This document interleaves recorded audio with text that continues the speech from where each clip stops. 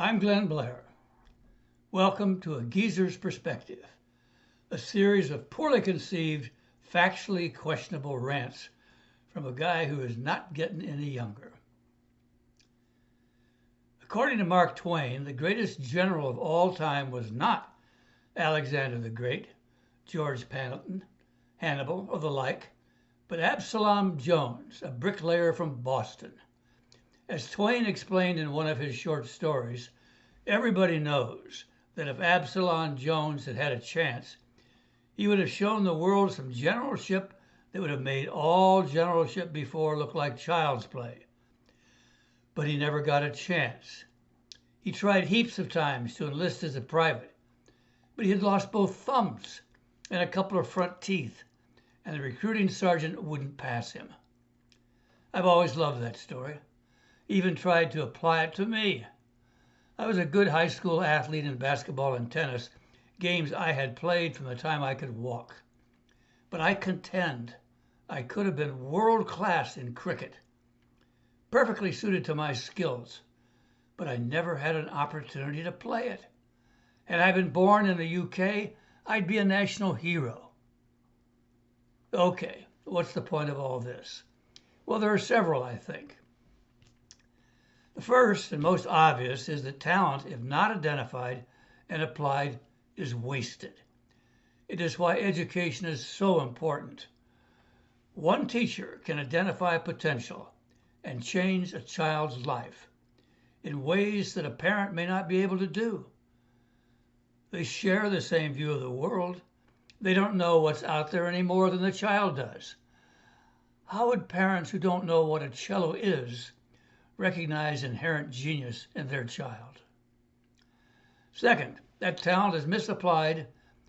It's often wasted, leading to unhappiness and dissatisfaction. We all know the classic stories of the young man or woman cajoled, forced, shamed into a career they have no interest in. The lawyer who wanted to be on Broadway. Now, he's proud that the family law firm has been around for 3 generations. He just doesn't want to be the 4th generation. Third, they may not have been given a chance. Prejudice, discrimination, mores of the time. I had a secretary who I know was brighter than I was.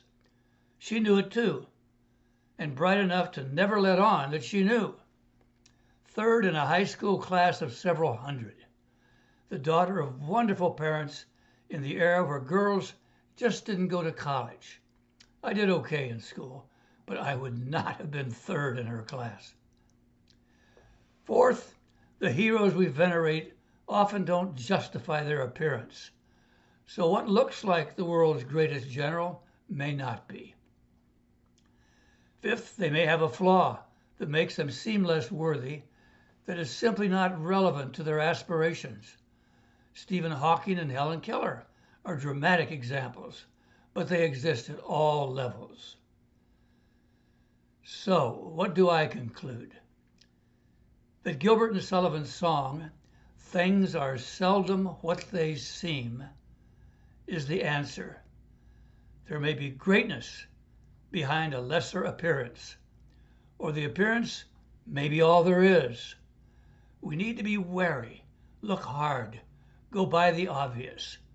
Do all we can to give everyone a fair chance and no one an unfair advantage. Well, I hope you find these odd reflections of interest and will consider following my rants by becoming a subscriber to A Geezer's Perspective.